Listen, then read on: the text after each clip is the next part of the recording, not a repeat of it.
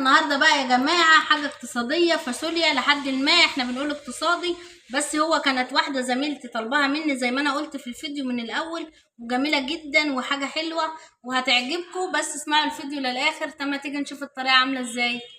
ازيكم يا جماعه، عاملين ايه؟ يا رب تكونوا بخير، وحشتوني. انا النهارده هعمل فاصوليا بس. طبعا انتوا عارفين ان الفاصوليا غاليه، فاحنا جبنا نص كيلو على قد. بس حلو، احنا هنعمل فاصوليا ورز ومخلل وحاجات بسيطة كده النهاردة، اقتصادية خالص. ونحاول يعني لحد ما برضو زي ما احنا متعودين معاكم. لما بلاقي الحاجة اقتصادية كده اقول لكم لحد ما. هو بصراحة الفاصوليا مطلوبة مني، واحدة طلبها مني اللي انا اعملها فيديو. يعني هي بتقول لي الفاصوليا بتفصل مني، الصلصة في جنب والفاصوليا في جنب تاني خالص. فانا عايزه، لا انا عايزه اشوف الطريقه واشوفها ازاي انتوا بتعملوها ازاي، وعشان اعملها يعني. فانا قلت لها حاضر انا هعملها لك. هي معايا في العلاج الطبيعي، زميلتي هناك يعني. طب تعالوا بقى نشوف الطريقه. احنا جبنا نص كيلو من الفاصوليا، فاحنا هنروح بقى نغسلها كويس جدا وحطينا ميه تغلي لها. فتعالوا بقى نشوف احنا هنعملها ازاي مع بعض. واهو يا جماعه بعد ما غسلت الفاصوليا بتاعتي وخليتها جميله كده زي ما انتم شايفين، ولا بلينا ولا سيبناها ساعه ولا ساعتين في الميه. احنا يا دوبك جبناها وغسلناها، وادحنا الميه بتغلي هنزلها فيها اهو. هنزلها على طول في ميه مغليه بس كده. وهسيب بقى الفاصوليا بتاعتي تستوي وتبقى تمام. وكل شويه انا هبص عليها، كل شويه هقلبها كده وهبص عليها احنا مع بعض. وهي يا جماعه شفتوا الفاصوليا بتاعتي اهيت اهي. وطبعا كل ما بنقص عنها الميه، كل ما الميه بتنقص بقوم حاطه لها ميه مغليه. كل ما الميه بتنقص اقوم حاطه لها ميه مغليه. انت لو عايزاها تستوي بسرعه هنحط نص معلقه من السكر، بس انا لا، مش مستعجله عليها، انا هسيبها تستوي براحتها. وهوت شفتوا الفاصوليا بتاعتي كل ما بتنزل من الميه، يعني كل ما بتبقى ساقطه يكون ميه مغليه في الكتل، واقوم حطها عليها. كل ما بتحتاج ميه مغليه، مش بنحط لها ميه ساقعه بقى من الحنفيه اهو. شفتوا؟ وتقلبيها كده بقى وتسيبيها لحد ما تستوي. هي طبعا في السليق بتاعها بتاخد سوا كتير، يعني بتاخد سوا شويه كتير، فاحنا بنسيبها بقى تستوي براحتها كده اهو. لما بنخلصها خالص ونركنها نعمل لها الصلصه بتاعتها. رز بشعريه في ريح الفاصوليا بتاعتنا، يعني حاجه بسيطه كده. حطينا بقى شويه زيت، يعني ربع كوبايه كده من الزيت. معايا كوبايه من الشعريه هنزل بها كده اهي، وهحمرها. بدل الفاصوليا سقطت كده لتحت يبقى استوت اهي. شفتوا؟ بسم الله ما شاء الله عليها، استوت خالص اهي اهي اهي. فانا بقى هطفي عنها كده واروح اصفيها. وهو يا جماعه حطينا شويه كده، معلقه واحده بس من الدهن اهوت، او الليه زي ما تسموها. وانا بسيح الدهن او الليه بحط فيها حبهان اهو. بتسيحيها بتقوم حاطه فيها حبهان كده، واتنين من الكزبره الناشفه، واتنين من الفلفل الاسود. وانت بتسيحي اللي عندك او الدهن بتبقى ريحتها حلوه جدا اهو. معانا بقى بصلتين، ومعايا بصلتين صغيره اهوت، هعملهم للصلصه بتاعه الفاصوليا بتاعتنا اهو. خرطوهم كده ناعم كده وحلو اهو. وادي البصله بتاعتي اهيت. طبعا انا عايزاها اللون بتاعها دي، انتوا عارفين ان انا مش بحمرها للاخر. معايا بقى نص كيلو من الطماطم اهو، ضربته في الخلاط وصفيته كويس جدا وهنزل بها اهو. شفتوا اهو. وهنقلبها كده وهنحط لها بقى التتبيله بتاعتها. معايا بابريكا معلقه، نص معلقه كبيره بابريكا.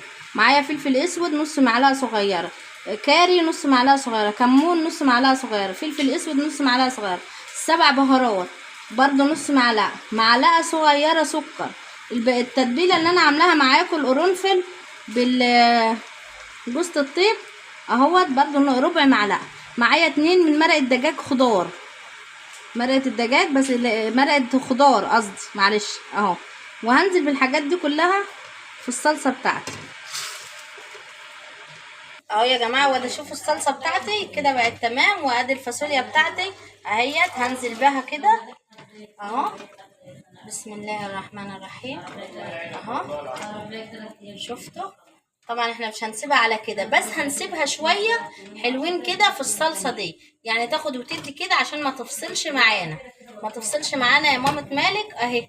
شفتي؟ سيبيها في الصلصه شويه حلوين كده. واهو يا جماعه، وادي بقى الشعريه بتاعتنا هننزل بالرز.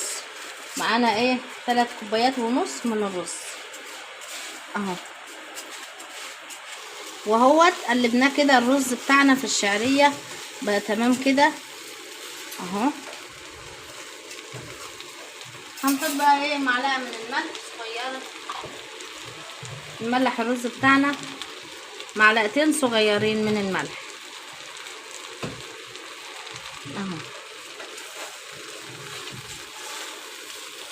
اهو هننزل بقى بميه سخنه اهو، وهتقلبيه وتسيبيه وكده الدنيا تبقى تمام. تقلبيه بقى وتسيبيه وتهدي عليه شويه وتسيبيه بقى يستوي. الميه بتاعتنا كوبايه بكوبايه، مش هنكتر على الفاصوليا. شفتوا الرز بتاعي يا جماعه؟ شفتوا؟ بسم الله ما شاء الله، مفلفل بقى وجميل. وزي ما انا قلت لكم بقى احنا عاملين النهارده الاكل يعني ايه اقتصادي خالص، رز وفاصوليا وبس اهو. وهو يا جماعه شفتوا بقى؟ شفتوا الفاصوليا بتاعي جميله اهيت يا مامة مالك، مش فصلت ولا بعدت خالص، عشان كنا كل ما نحتاج ميه بالراحه كده احط لها كوبايه بكوبايه واسيبها بقى ايه لحد ما تشرب منها كده، واحنا بنحبها كده اهو. هغرفها بقى معاكم، ما فصلتش ولا بعدت ولا اي حاجه. شوفوا الفاصوليا حمرا وجميله ازاي اهو. انت عايزه تزودي ماء يعني شويه بقى من الميه اكتر براحتك. بس شفت بقى الفاصوليا بتاعتي جميله يا جماعه؟ شفتوا؟ وادي بقى طبق الفاصوليا بتاعتي، شفتوا؟ مش فاصل خالص ولا اي حاجه، مش فاصل عن الصلصه ولا اي حاجه خالص، زي ما انا وريتكم اهوت.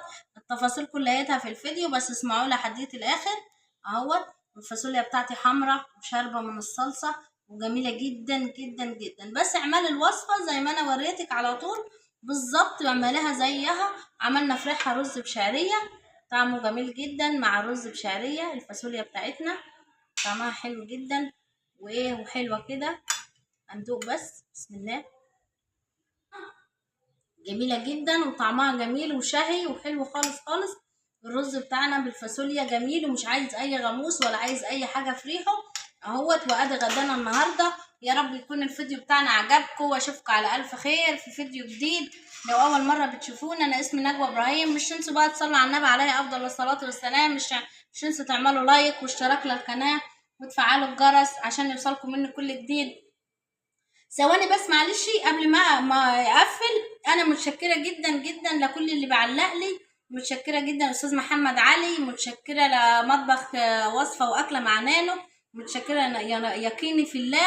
متشكره لكم جدا جدا يا جماعه. وانا كمان عدت بدخل وبعمل لكم تعليقات بمطبخ نجوى ابراهيم. يا رب يجعلنا نعمه في حياه بعض، ونبقى كده ايه عند حسن ظن بعض كده. اشوفكم على الف خير في فيديو جديد. مع الف سلامه، باي باي.